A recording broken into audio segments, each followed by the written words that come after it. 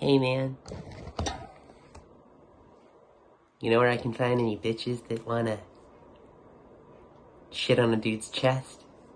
That's a real person. What if we found that guy? What if we found Taco and we're just like, hey man, you've become kind of a legend. Maybe you should come on YouTube.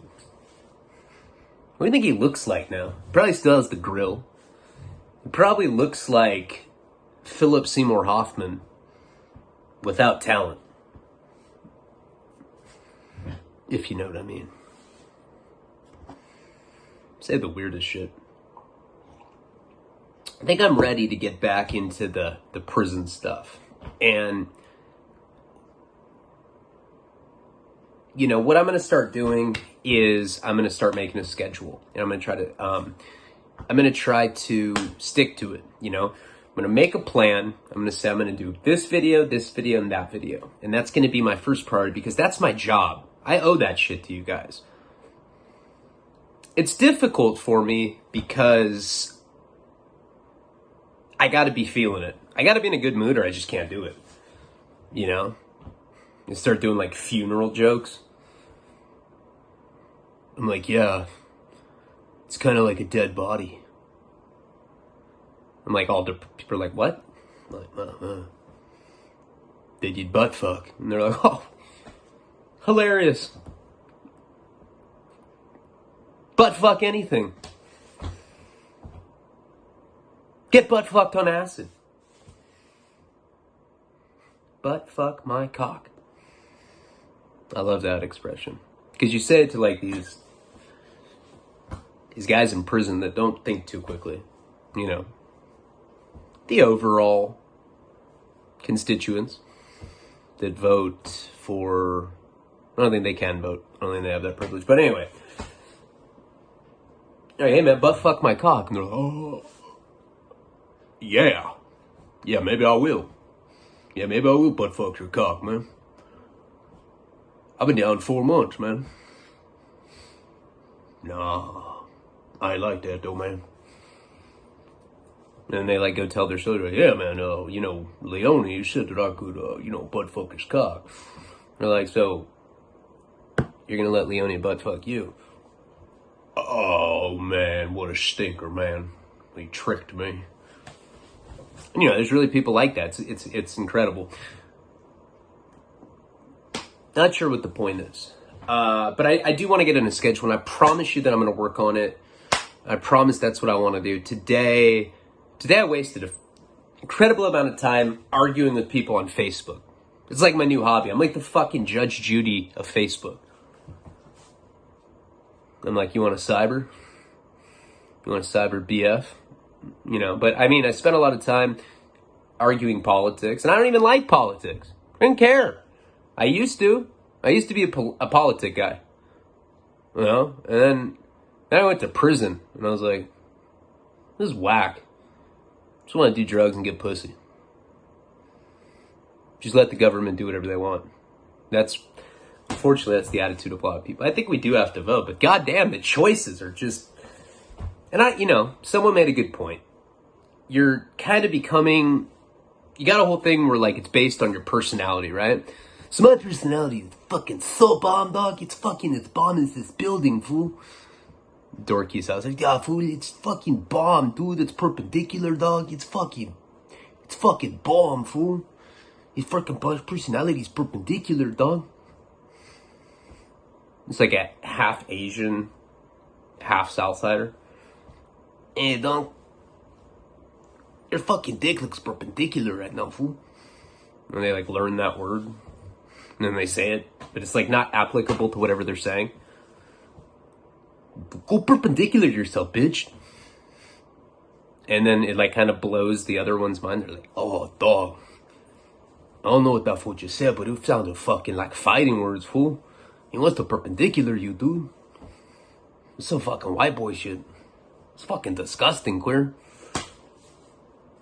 I don't know, I'm just kind of... Just in one of those moods. You know, Nico went to sleep, and Trina wants to have a night where we watch movies and we fuck. I'm just in it for the sex. But we really don't get to do that too much. You know, it sucks.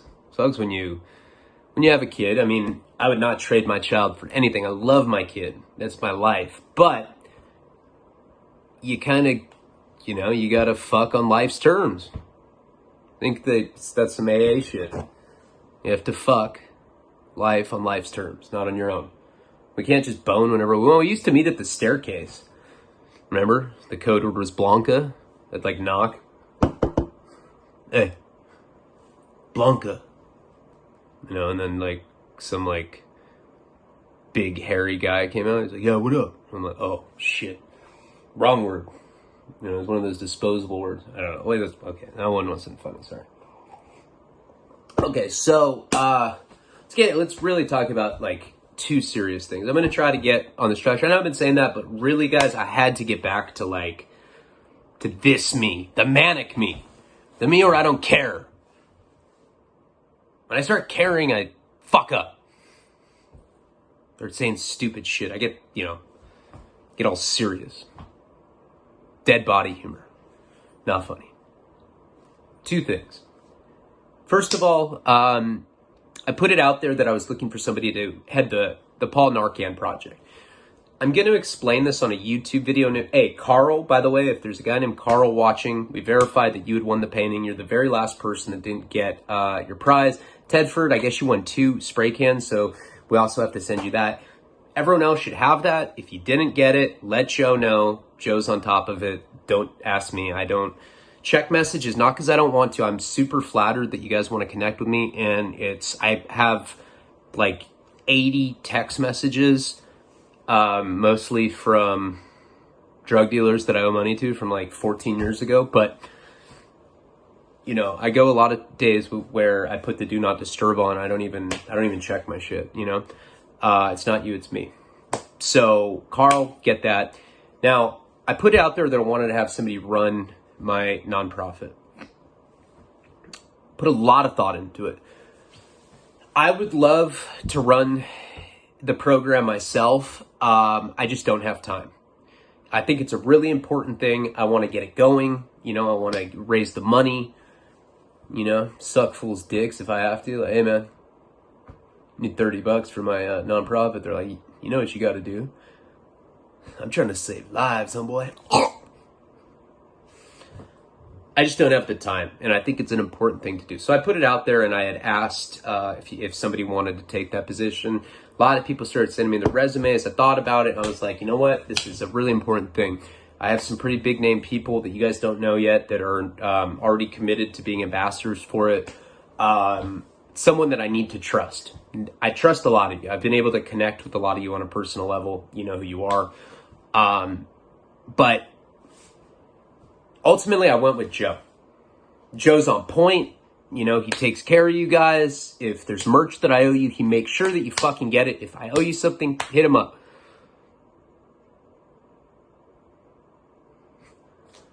But he's also a really good guy, and he understands, and he's been incredibly, incredibly good to me in the beginning.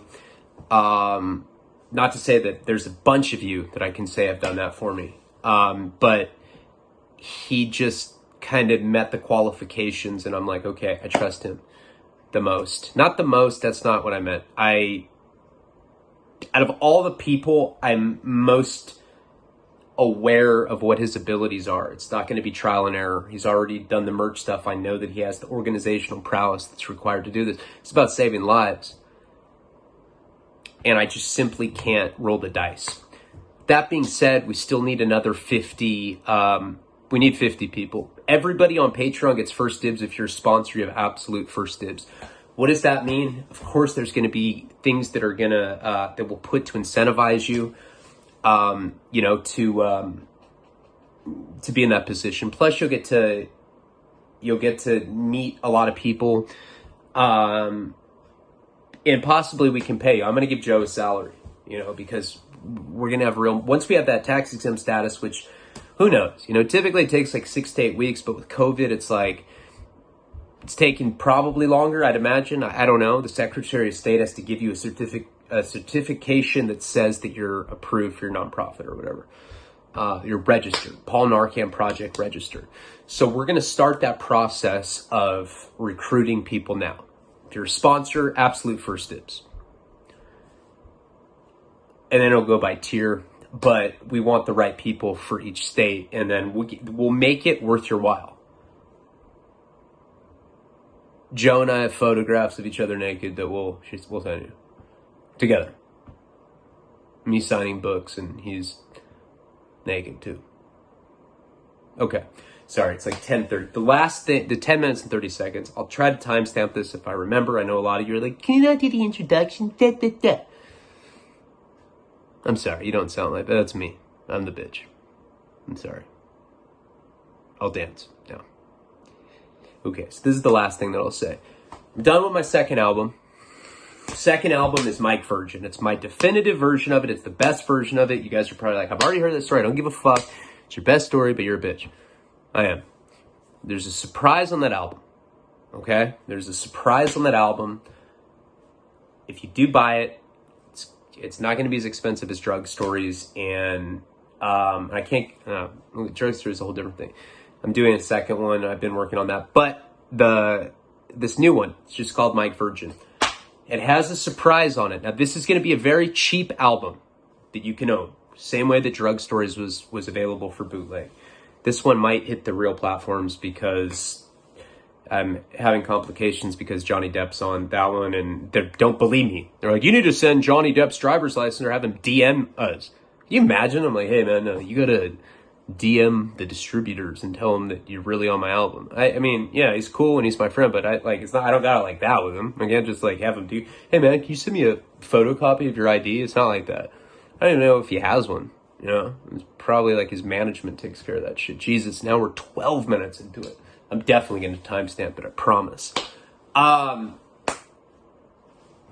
It's going to be the Mike Virgin story. It is going to be with one surprise. If you get it, please don't tell anyone what that surprise is.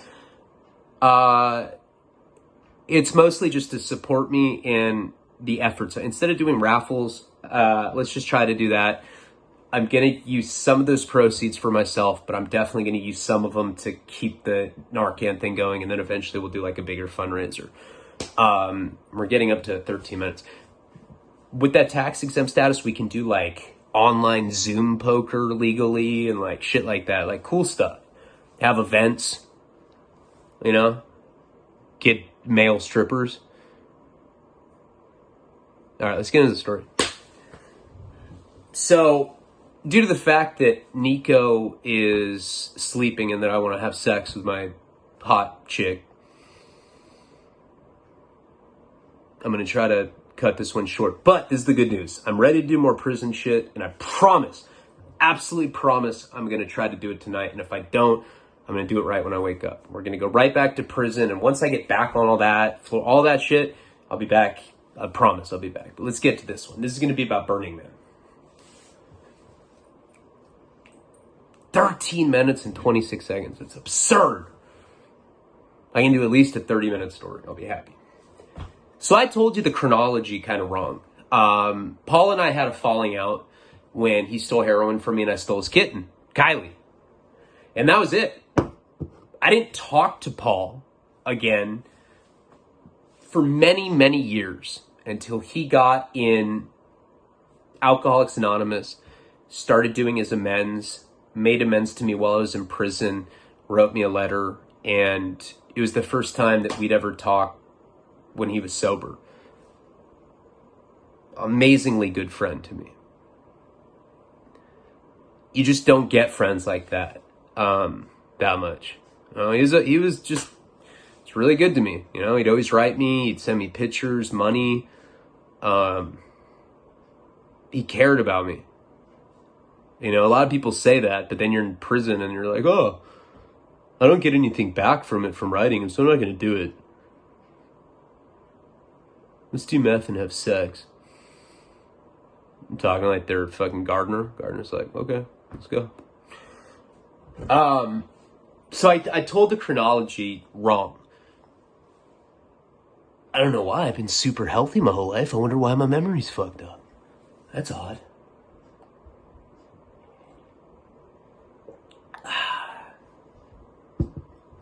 So what had happened is I'd gone out to Florida.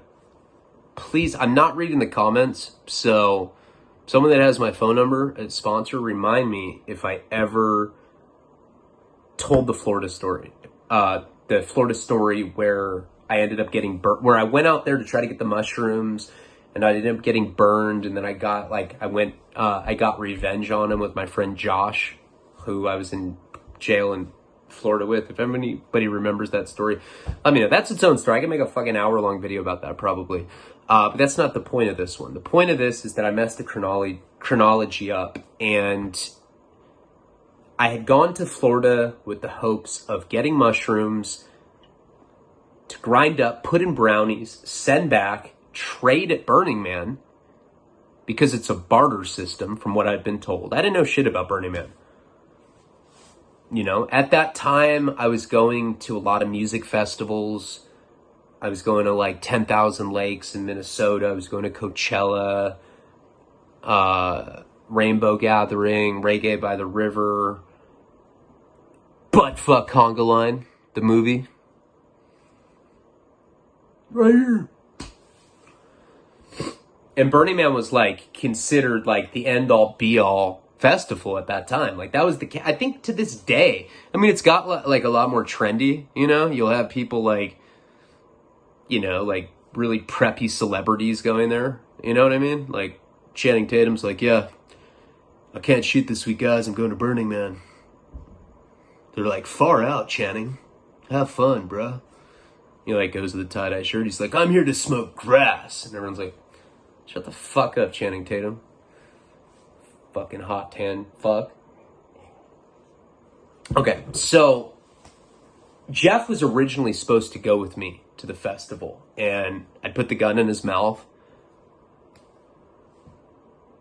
I made him cry because I have no soul. I left it in Denver. And he had left, so now Paul was like his replacement. I was going to take Paul to Burning Man. Paul and his girlfriend, Chelsea, who's had a heart attack now. She's still alive, but she had a heart attack, which is interesting because she's like 30 or something. How many 30-year-olds do you know that have had a heart attack? I know one, her. So the whole trip to Florida was completely bunk. I ended up getting burned. I ended up getting my debit card taken from me. This dude jacked me for all this money. I cut my dick off and sent it back to Jenny. So when she picked me up at the airport, she's like, here, Ryan, you can have your cock back. I was like, thanks, Jenny. Do you care if I boof it? She's like, no boofing. Put it back on. We need you for Burning Man. So we end up going. And Burning Man is in like Black Rock, Nevada. So just so you're not confused, just to reiterate, this is before I'd taken Paul's kitten. But I'd like left Burning Man out. Burning Man was pretty interesting, so I'm going to tell you about it. So we decided to drive there from Santa Barbara. We were living in Santa Barbara, and this place was in, I think it's called Blackstone or Black Rock or some shit. It's a desert town in Nevada. And by the way, if you're not from this area, if you're from out of the country, if you're just from a different part of this country, or if you've never been to Vegas or Nevada, Nevada is like a really, really conservative state. You know, what do you think of when you think of Nevada? You think of gambling, cheating on your wife, prostitution, and cheating on your wife with the prostitution while you're gambling and drinking too. That's what you think of, right? So you don't really realize that it's basically super strict in a lot of ways. I mean, first of all, they're very anti-drug. That's probably it. So when I say they're very strict, they're for prostitution's legal, gambling is legal, drinking in public is legal. You can drink alcohol. You can walk down the Sunset or the Vegas Strip and drink a fifth of whiskey. I have pictures of me doing it. And I have my like fear and loathing tattoo like this. Oh shit. I have my fear and loathing tattoo like this, and I'm like drinking a fifth, and there's like Vegas in the background. I was like, dude, that would be dope. and I still have it. I will post that picture because it's fucking whack. It's kind of embarrassing, but I do have it. All right. Yeah, that was... I hope that works for my phone. I can never tell if I plugged it in or not. So what ends up happening is they're strict on drugs in Vegas. So there's prostitution, gambling, and drinking's like legalized. But anything else, you get caught with a little tiny piece of cocaine, you're going to prison. Going to prison for possession. If you get in a fight there, you get in quite a bit of trouble. So it's very common for people to go to Nevada to drink, cheat on their wife, gamble, and drink. Because then they feel bad. They go cheat, and then they're like, fuck, I cheated. And then they get wasted, and they're horny again. They're like, fuck, I may as well do it again. I already did it. And cheat again.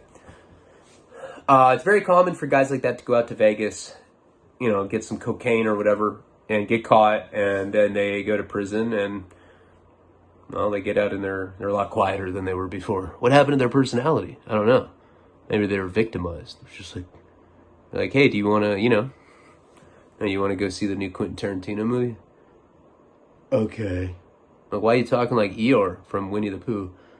I don't know. Did you get raped in prison? No. Do you have any pot? And I'm telling you how it is. That's really how it is. People go to Vegas, catch cases, whatever. So it's interesting that there's this town in Nevada, this big desert town, where they have probably one of the most free-for-all, anything goes. If you're gonna see a butt-fucking conga line, it's gonna happen at Burning Man. And I'm gonna get into, some weird-ass shit that happened there. To me. Do you have any pot? I'm that guy now. So we end up driving. Now, this is the problem. I am strung out of my fucking mind on heroin at the time.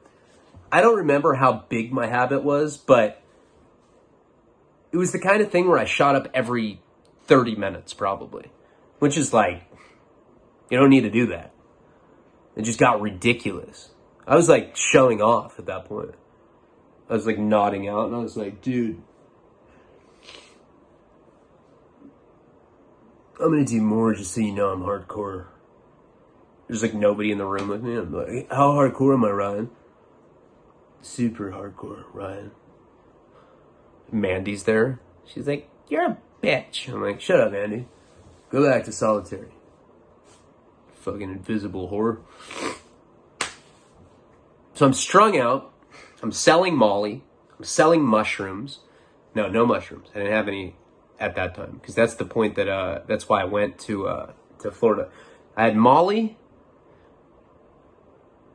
I think I had a lot of hash for some reason. Molly, hash, and heroin. So I went there with a bunch of drugs. Now, I had no idea what to expect. Like I said, I was going to music festivals, and for the most part, those were corporatized. I think I will do a whole series on festivals, raves, and stuff, because I had some really interesting experiences in that world. And it's kind of like science fiction if you haven't been to some of the really kind of underground raves. They're very strange. Burning Man, though, is the weirdest. We're getting to that. So we drove. We had all these drugs. We drove, and at the time I had a 2005 Chevy Tahoe. So we went to Burning Man in 2007. So it was 2 years old. It was on 24s, tinted all the way around, dual television monitors, DVD player, and it had a few rows, had a subwoofer. I wore a gold chain. I was like, I'm not a drug dealer. What the fuck? And it was on 24s, It's I just like hip hop, fool. And my Molly connection would always be like, hey man, why don't you just scream in public that you're selling drugs? Now, why would I do that? Well, you're doing that when you're driving around on 24 selling drugs. You look like a drug dealer who drove a Prius. You know what I mean? And that's the smart way to do it, by the way. So Paul and Chelsea are strung out too. I'm strung out. And I don't think Jenny was doing heroin yet, you know? Because for a long time, in the beginning, she didn't do it with me. Then, I'm sure I told you, but she had she had used heroin for the first time because she got a lump on her neck that was like the size of a golf ball. It was crazy looking. Because she was epileptic, she had pre-existing conditions, so she was precluded from premium healthcare. So hospital bills were outrageous, you know? Sure, we could go to like urgent cares and stuff, but hospitals were just insane. And she didn't want to like destroy her credit. So it was like always this issue that we were having. And she gets this big golf ball size growth on her neck. I don't know how to describe it, and I don't really know what it was, but it was just really big. And she's like, does it look ugly? And I was like, well, because I'm going to be honest, I'm going to say, yeah. You look like a freak. It's like, oh my God, I hate you. No, I'm just kidding. I wasn't that mean. It really, it concerned me, and it concerned her. And that was the kind of thing where, I wanted to get her health care. And we ended up going down to East LA. I think it was on our anniversary. It was when I was selling heroin. I went down with my Tahoe, and usually we would go down there and then just come right back. But I did China White that night, and I got gouged out, you know? To the point where I couldn't drive, and she was tired. She didn't want to drive. So we ended up getting a hotel in East LA, right by the USC Medical Center, right off Soto, if you're familiar with Los Angeles. And, I go in there and I'm doing heroin. That's what I do. It's like a hobby. Some people build model airplanes. I collect hepatitis C genotypes. I'm like, I want 1, 2, and 3, fool. You only have one, Ryan. I'm like, fuck. Keep sharing. So she was in a lot of pain because of this growth. And she asked me if I'd shoot her up. She also said, so a lot of it was, at least what she was saying, was over physical pain that she was having. But a lot of it also was that she kept fighting to get me off of it. Remember we talked about it? She called my drug dealers, and she'd tell my parents, and she wouldn't give me sex, and she would, just get really upset. We fought a lot about it. So that's one of the things she said to me. She was like, I want to try it because I want to know why you love that more than you love me. And I had really made it a general rule of thumb where I didn't turn people on to IV heroin. I mean, why, it's it's a horrible thing. It's like telling someone about an orgasm. Like, yeah, dude, if you have an orgasm, it feels really good. You're like, what? Oh my God! My whole life is about girls. I'm still like that to this day. Trina said that the other day. She's like, you know what? You're fucking horny all the time. What's wrong with you? Bitch. And I was like, what? Yeah, man. She was saying it though. I mean, I'm always horny. Always horny. I don't think I'll ever go limp. Be impotent. Maybe. I doubt it though. See, I'm at that age where I'm having friends that tell me that. Like, yeah, the old cock doesn't work anymore. And I was like, Jesus Christ, I'd kill myself. Are you serious? Jesus, man. What do you do? I just eat the pussy. A finger bang, shit like that. My God, man. Don't you have any interest in maybe boners? No, man. I was never into no boners, man. All right. Well, I guess I'm the weirdo then. So that particular night was that was the beginning of the end for us. And I think that was after Burning Man, you know, because before that, the dynamic, you know, Jeff tells me this shit all the time. It's like, you know, especially because, like, you know, we're like finishing the documentary, so we're adding some voiceover and stuff from Jeff, and like he'll make the observation. God, I have this really long hair. See that shit? It's crazy. Jesus, I'm a bitch. I'm a punk. You know, he'll tell me that she was really like the one that kept me in line. I mean, she's the reason I made so much money back then. I had the vision, but she executed. She was a realist. She knew what to do with money because she came from a background where she was living with a marijuana grower, probably one of the biggest of all time in Santa Barbara County, and that's saying a lot. They had a ton of cash for a long time. She was used to making a lot of money with him. So the point is I think at the time of Burning Man, yes, it's important for the story. That's why I'm even saying this stuff out loud so that I can figure out exactly what happened. But she was not on it. I was on heroin. Chelsea was on heroin. Paul was on heroin. Jenny and I had tickets to Burning Man. I think it was like $400 a piece. And we told Paul and Chelsea that we'd take them there. They're like, all right, cool. So we had tickets, but they didn't. We never told them that. Well, they didn't have any money. They were like pretty much homeless. You know, they worked at this motel, and I had them come live with me to do cop busters. So we go on this trip, and we drive from California to Nevada.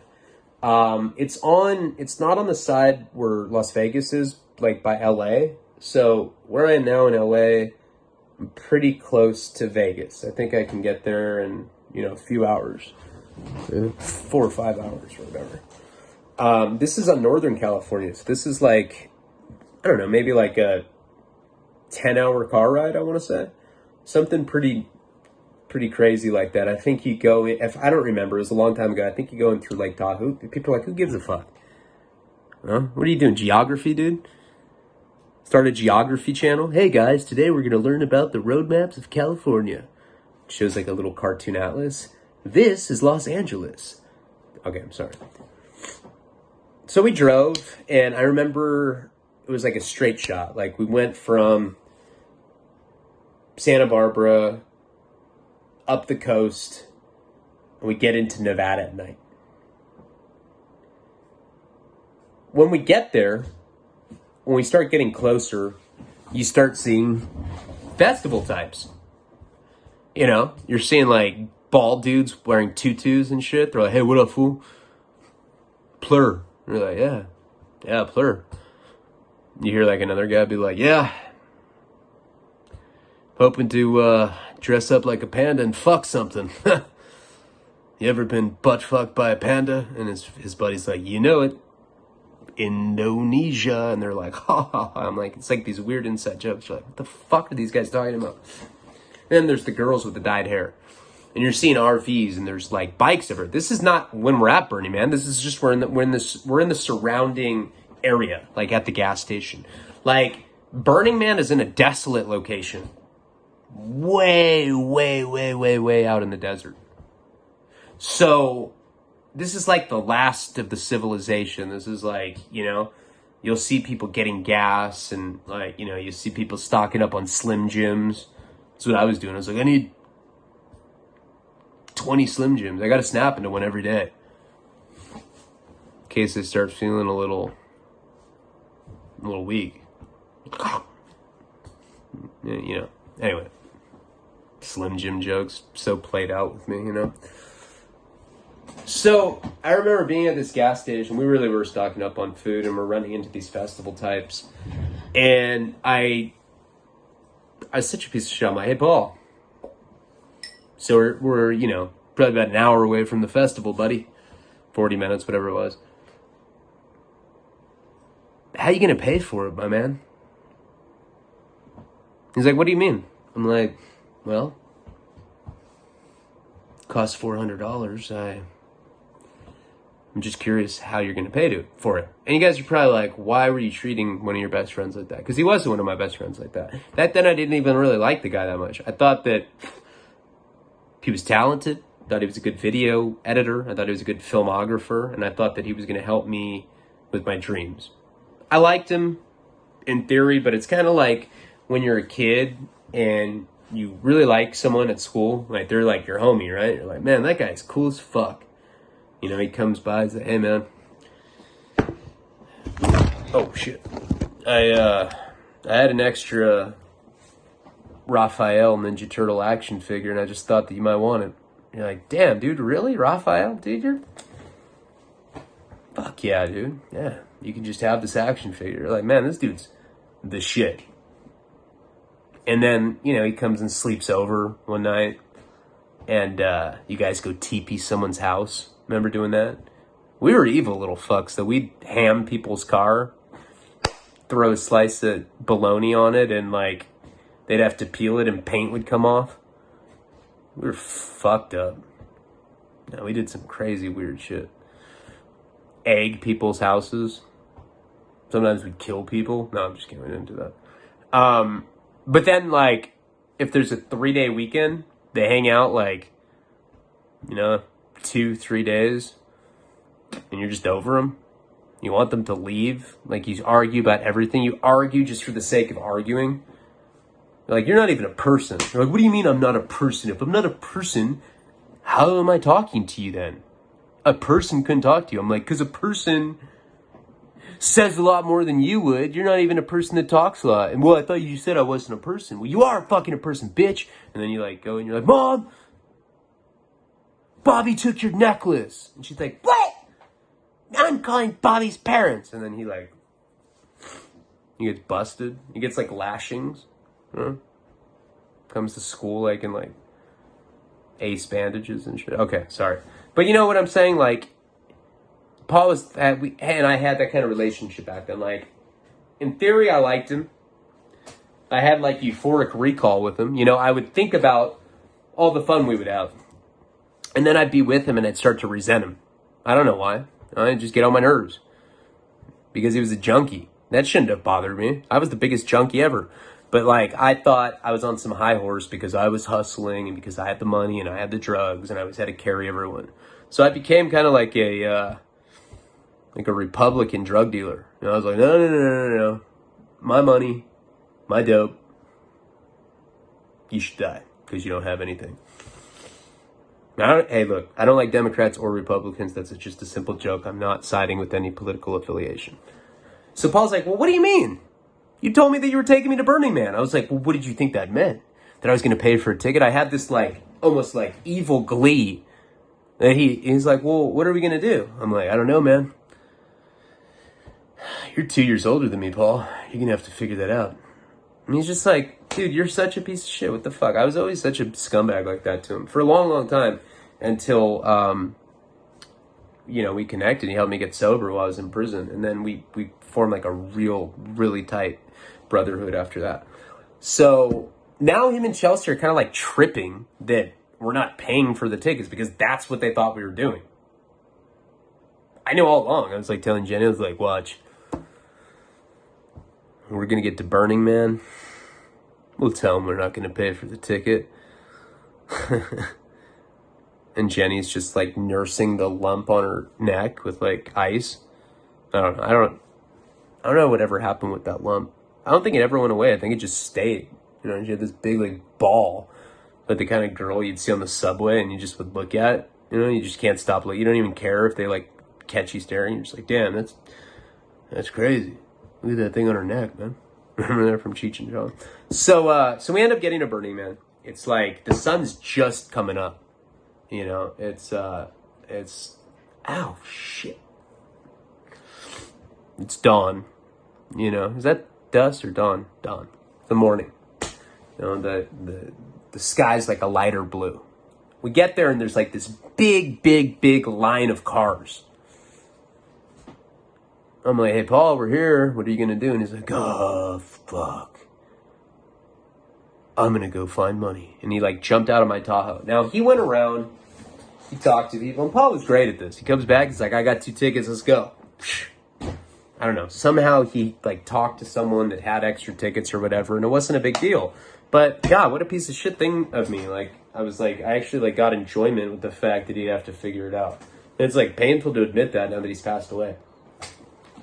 The fact of the matter is, he got in without, it really didn't take any time. He just hopped out of the car and he just went and made people feel sorry for him, and he got tickets. I wonder how often that happens. Probably not that often. Paul just had good luck like that. So they assign you to like a particular area. You know, everything is like this big circular, almost like a little town that gets erected for this festival. Now, the purpose of the festival is to promote avant-garde art.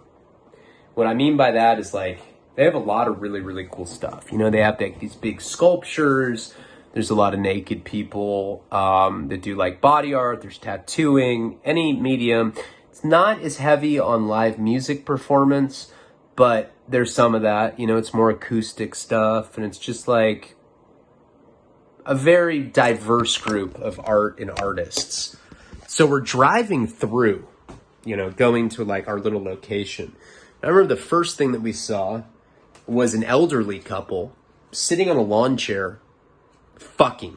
It's like 7 in the morning now. This couple was probably in their early 70s. This lady's legs are around this old guy, and he's just hitting it.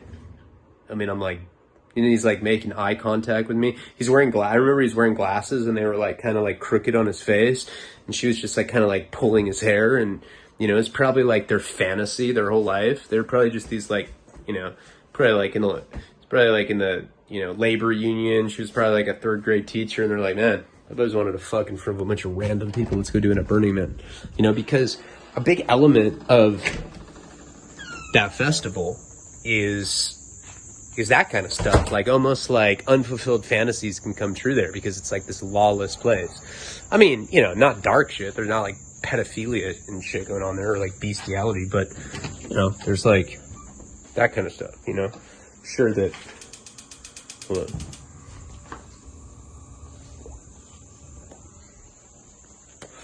I'm sure that a lot of dicks go in people's mouths for the first time right there, you know. It's like some guy, it's like, man, I've always wanted to suck someone off, dude. Let's go to Burning Man. All right, $400, you can suck someone off for sure. And that was like the first thing that we saw, you know, was this old couple fucking. That, I mean, honestly, it was odd. You know, it's not something you see every day. And I mean, it's something that stuck with me, you know, after all these years. And I remember being like, hey, Jenny, you know, I'm driving. I'm like, hey, do you see that couple fucking? She's like, shh. I'm like, what do you mean, shh? They can't hear me. The windows are up. Like 40 yards away. What are you talking about? She's like, shh. It's beautiful. I'm like, oh God. What kind of week is this going to be? Because that's the format of Burning Man. You go to this place out in the desert, this like town that they basically make for the festival. It's like, you know, comprised of RVs, tents. It's huge. I don't know how many people go to Burning Man, but it's a lot. Thousands and thousands and thousands of, tens of thousands of people. And, I mean, it's like such a big place that you have to have a map. So the way that it works is there's this big wooden man that they burn, you know, and that's like they burn it on the last day. And this big wooden man that gets burned, and everybody parties naked around it, and that's probably when a lot of wieners get sucked for the first time. And I, damn, look at that big burning guy. Well, trying to suck some dick. People are like, well, let's do this, you know? And you really do see a lot of weird stuff like that. So we made a lot of mistakes. Namely, we didn't bring bikes, and we didn't bring an RV. If you're ever going to do Burning Man, you have to get an RV, and you have to get bikes, and you have to be prepared for the severity of the weather, because it is bad. You know, there's like these like crazy windstorms. They're like pretty much like dust storms. You feel like you're in the movie Twister, you know? See like these little mini tornadoes and like some mimes just sucking off another mime, you know, shit like that. And, we didn't have bikes because you need bikes because it's so spread apart, and we didn't have an RV, and that was horrible, you know? And so we got assigned this little like parking place for a Tahoe. Now we had brought probably about a week worth of like camping, you know, like barbecue food, frozen meat, shit like that. We brought a cooler that it was like a refrigerator because you could connect it to the cigarette outlet, you know, it converted to like, there's like a little converter and you could plug it in. So we had this like little portable refrigerator thing with all of our food in it. We had, holy shit, what was that? Like a wasp or something? We had a little, we had like sleeping bags, and you could take the rows down in my Tahoe. We brought a tent, and basically when we got there, we're like, all right, Paul, Chelsea, you guys are going to sleep on the floor. We're going to sleep inside the Tahoe. You know, Paul's like, that checks out. All right. And I had all that heroin, and I had syringes, whatever. Now, heroin is looked down upon. It's one thing that people just are not that cool about there. You know, I mean, I brought it up a few times while I was there, and people kind of got mad about it. So right when we get there, we realized that the camping place that we're in is also where a wedding is happening. So I guess, you know, the bride and groom decided to get married at Burning Man, and all of their family was camping next to us. So it was like a very rowdy drinking crowd. So we get there, and they give you these little brochures, or like, it's like a map. Yeah, I guess like a little like pamphlet that tells you when like different things are going to go on. You know, there's like an ice skating ring somewhere in the middle of the desert. There's like some water slide that somebody's made. There's group orgies. There's like rave parties that you can go to. There's like, you know, come get free tattoos, and everything's on a barter system. And they also give you like a lanyard with a little laminated card that says, hey, I'm lost. If I don't know if I'm incapable of speaking, this is where I live. That's what the lanyard says. You put that around your neck because they're anticipating that you're going to get so fucked off on psychedelic drugs. There's a good chance you're going to get lost, and some good Samaritan will either take you back to their RV, skin you alive, make a lampshade, and then go to San Bernardino County Jail for stalking and make songs about bubbles. Or they'll just be a good Samaritan and they'll take you back to where you are. I'm sure a lot of like bad stuff happens. Now there are police that are at this event. They walk around. Vast majority of people are on drugs, but the cops leave you alone. You know, they're really tripping on sexual assaults and any sort of violence. So we're kind of there setting up Paul and Chelsea's tent, not knowing what to do, kind of reading the brochure, you know, and I'm like, oh, babe, maybe we can go participate in group sex. You know, Jenny was bisexual, so, yeah, hey, why don't we go fuck some chicks or something? And she's like, oh, no, I'm constipated, or whatever it was. So we didn't end up doing that, not the first day or whatever. Instead, we had driven this long way. We were strung out on heroin, so we decided to set our sleeping bags outside and go for a nap, or take a nap, or just get some sleep so we could kind of like recharge a little bit. So we go to sleep with this very, very awful weather, you know, these sandstorms. I remember just getting filthy, you know, it was filthy, it was crazy. There was dirt getting in my hair, all that. And I remember going to sleep outside just because we kind of wanted to spread out. We weren't in a tent or anything. We just had our sleeping bags like out on the dirt, and, you know, we all passed out. I mean, being on heroin, and Paul, Chelsea in my case, certainly helped. Remember, Jenny hadn't done it. She wasn't doing heroin yet. I remember waking up to these little, you know, like a bicycle bell getting ding, like ding, ding, ding, ding, ding. And you just hear it, and it almost sounds like crickets chirping, but like very loud.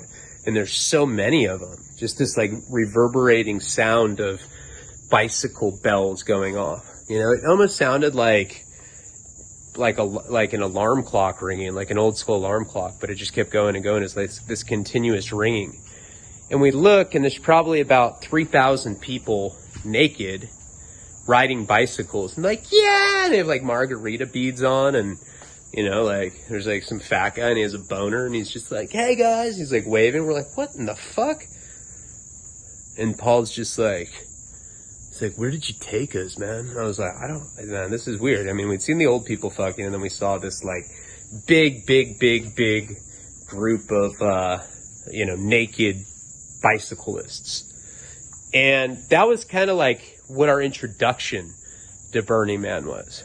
And I remember we were all kind of tripping on it. And I remember having this feeling that, perhaps I was a little in over my head,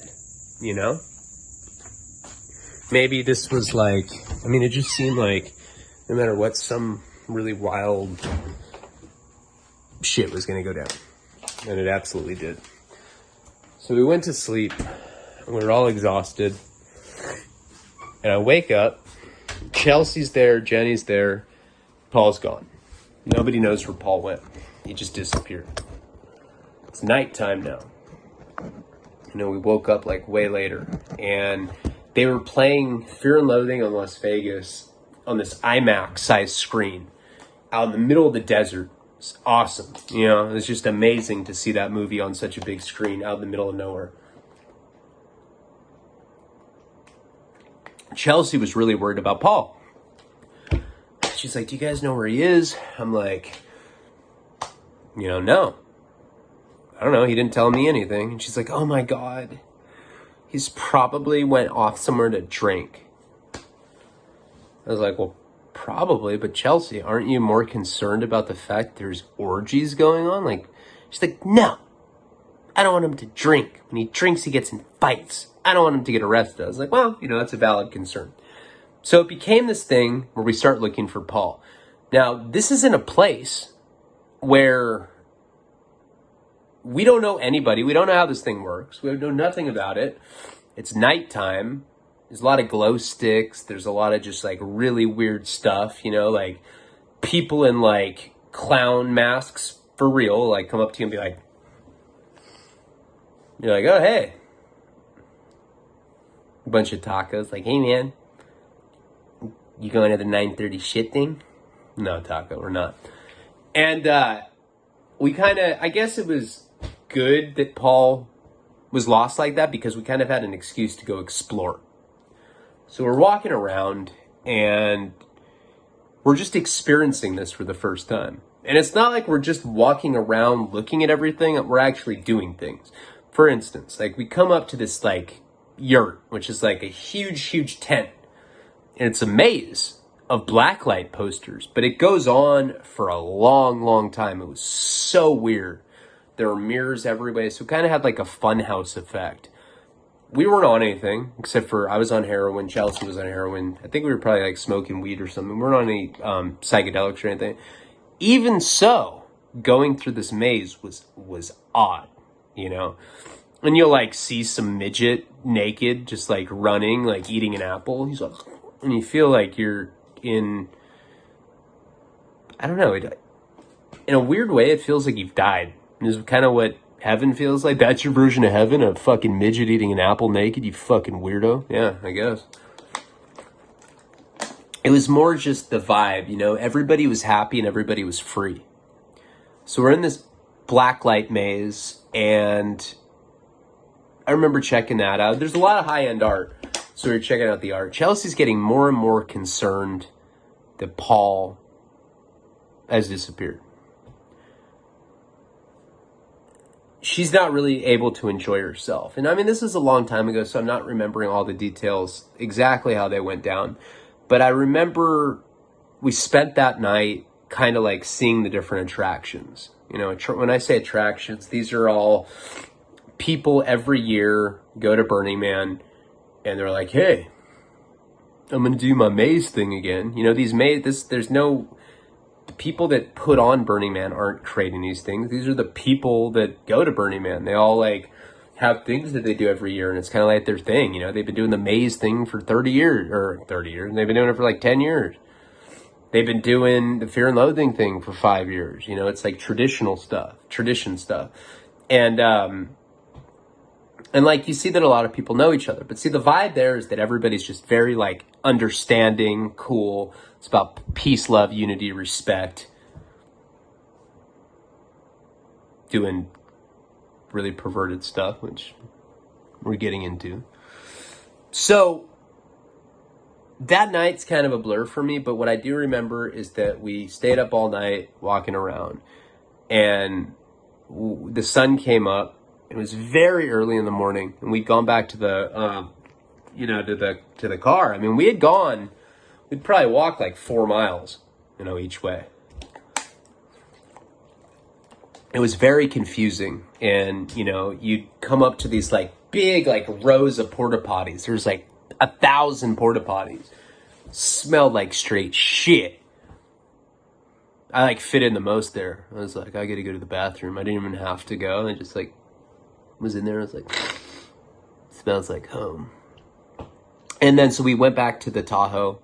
I remember, because I was away from it for so long, I was sick. I'm dope sick. I remember that clearly. Like, I was doing, like I said before, I was doing a shot like every hour. So I didn't do a shot for like all night. So by the time I get back to the Tahoe, I'm like sweating. I'm like full blown dope sick. It's windy. There's dirt kicking up, and I'm sick. And I remember going into the Tahoe, and it was even hotter in there. It felt like a sauna. Now, this was a period of my life where I was like out of veins. You know what I mean? Everybody that does heroin has been there. And so I'm having to like poke around and find a vein in this sauna-like atmosphere in the burning Nevada sun. And I remember just being really shitty. I'm getting blood everywhere. I'm just like, and I finally find one. I do a shot and I get well. Chelsea didn't know how to shoot up by herself because Paul always did it for her, so I had to do that for her. He never came back. He's been missing now for like, I don't know, 10 hours, something like that, maybe more. The last time we saw him was when the Naked Bicyclists had gone by.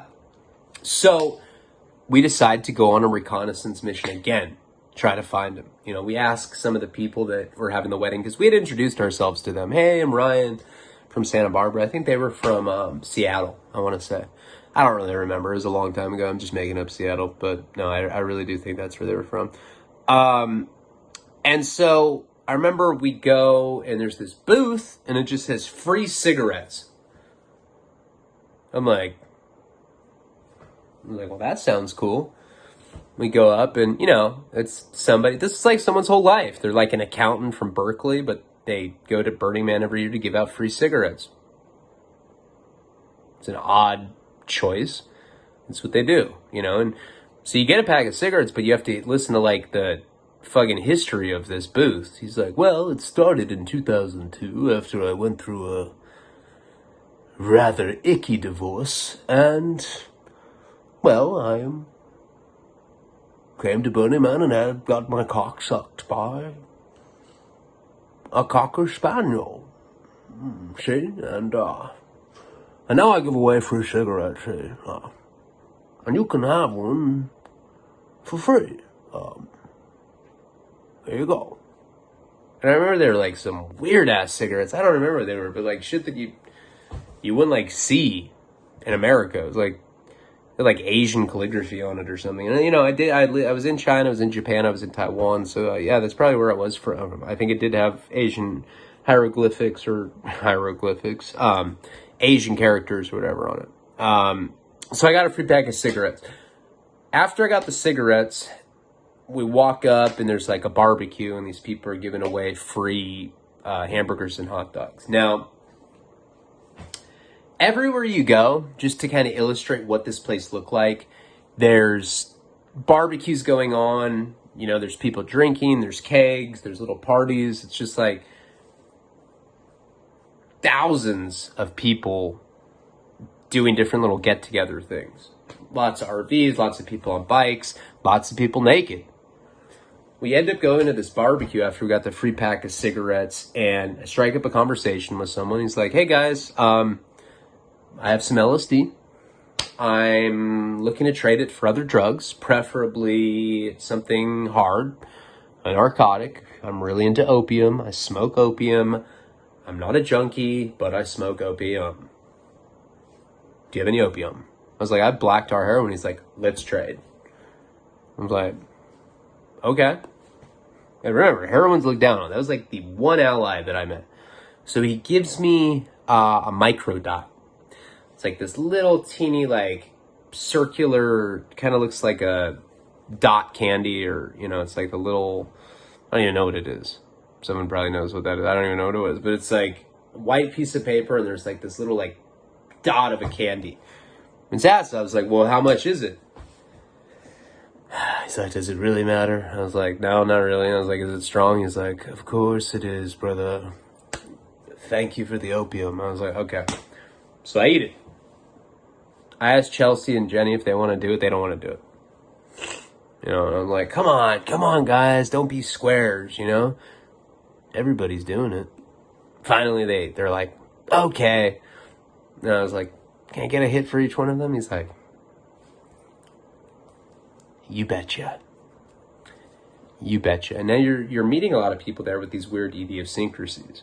So I take the acid. It had to have been good acid because it kicks in like 25 minutes. Under like 30. I remember that. It was just like, bam. This is the thing about Burning Man. You have to be on acid. You have to be on a psychedelic or the fucking place doesn't make sense. As soon as you're on acid, it's just like, oh. Okay. And I just took my shirt off. Jenny's like, what are you doing? I was like, I feel wild. I feel high. She's like, huh? I was like, would you care if I took my pants off? And she's like, no. If you're serious, she's like, I think that's hilarious. I was like, oh. And I just take my boxers off. Free. I remember it was like the most you gotta really understand, there's like 1,000 people around me. You know, people are like eating hot dogs, and I'm just like butt naked on acid. And the girls are laughing, probably because my dick is just so small. Chelsea's like, oh my God, that guy's dick is super tiny. Root beer barrel. And so now I'm on acid. Naked. I mean, acid, whatever. I've done that like a million times. But being naked on acid in front of a lot of people at Burning Man is amazing. It really is. It's like a great feeling. Now, I don't want to sound like a pervert because I am. But I think there's just something kind of wild about the wind tickling your asshole. I don't have a dick that flaps. It just kind of sits there. The cannon on wheels thing. You know, it looks like that. My balls are bigger than my dick. Karina's always like, ew, your balls are so fucking big. And your dick is so small. You look like you're conceited. I'm like, didn't even make sense. It didn't make sense what you said. So I'm walking around naked, right? Butt naked. We don't know where Paul is. We have lost Paul. Walking around naked. Somehow I get a sombrero. You know, someone sees me like, oh man, that guy's naked. Here, man. Throws me a sombrero like a frisbee. I'm just like, I feel like I'm like the cool guy. You know, I'm just like, I like grab the sombrero with one hand, kind of fit it on. I'm just naked. I'm going up to people and I'm just talking to them. Nobody gives a flying fuck that I'm naked either. And that's the odd thing. It's expected. If you're not naked, you're a cop. You know what I mean? And Jenny and Chelsea just thought it was hilarious. So we just keep walking and getting like further away from people because it's so spread out like that. And we end up getting to a glory hole, right? This big wooden glory hole. Now, if you don't know what that is, it's a hole about this big. It says glory hole in these big, like, you know, it had like bulbs on the letters. So it just said glory hole with like a little arrow and it pointed to this hole. And I look at them and I'm frying, right? And how strong is the acid? If I had to guess, I'd say it was probably like 3 hits or something. The microdot, you know, and I was just like, was like, do you know what that is? And a glory hole is, in theory, a man sticks his penis in it and somebody sucks it. Very big in the gay community. You know, you don't find too many girls that kind of are on glory hole duty. You know, they're like, hey, Barbara, what are you going to do? She's like, I'm thinking about just going in a glory hole and sucking some random dude's cock if he walks by. Barbara, that sounds like a great idea. Call me when you're done. All right, love. See ya. And then she's like sucking dick, which, that doesn't happen. It's usually a guy. That's just the fact of the matter. It's kind of like the scratch your ticket of blowjobs. You have no idea what's going to happen. You could scratch and win $1 million. That's a hot chick. Scratch and get $10. It's a famous man. Not like a good looking one, just Philip Seymour Hoffman with talent. You know what I'm saying? Then an ugly dude is just a free ticket. No win is like I don't know what that is. It's not a person. You lose, it's like an animal. It like bites your dick off or something. So anyway, so we get up to this glory hole. And I'm like, do you guys know what that is? And Jenny's like, of course we know what the fucking glory hole is. You're disgusting. You're not going to stick your cock in there, are you? And I like at Chelsea. I was like, do you know what a glory hole is? She's like, I don't. What is it? And I'm like, well, see that hole right there? And she's like, yeah. And now we couldn't see in it. It was like completely dark in there. I was like, somebody's in there on their knees, probably have knee pads on. And they're trying to suck some dick. Chelsea's like, yeah. I'm like, I'm thinking about sticking my dick in there. Ew. And Jenny's just like, that's fucking gross. Do whatever you want. Like, I'm not going to hold you back, but like, what if someone is in there and sucks your dick? I'm like, that'd be awesome. So I walk up to it, right? And I'm looking at it. I'm kind of like looking at it. It's dark in there. I'm like, hello? Barbara? Nothing. I'm already naked. All I have to do is just go up there, stick the little ding-a-ling in there. It's like throwing a hot dog down a hallway or something. That's how small my dick is. And I'm just about to do it. And just instantly I was like, dude, what if it is a dude? And I just like, on acid, I just go south. I'm like, I'm not going to do it. Fuck that. And Chelsea's like, yeah, fuck that. And so I don't end up doing it.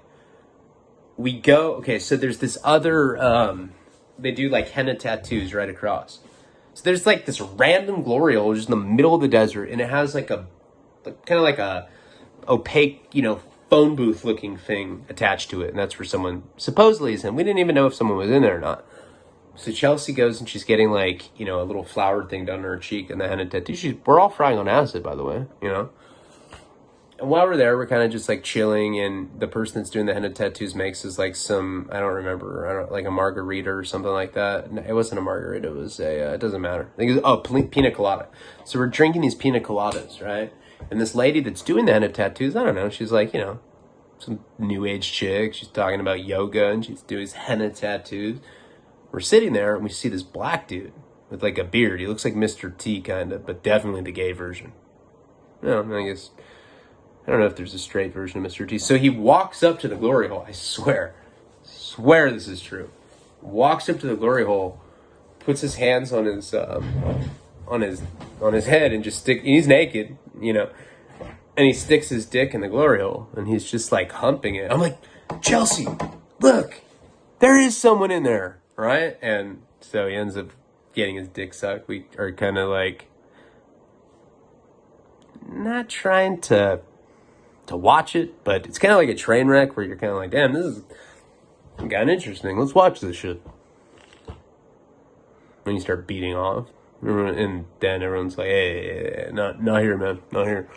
But we never did see who was in there. It's probably like I imagine it's like some little like short cowboy looking guy. That has like one of those like Live Strong bracelets on. What? Anyway.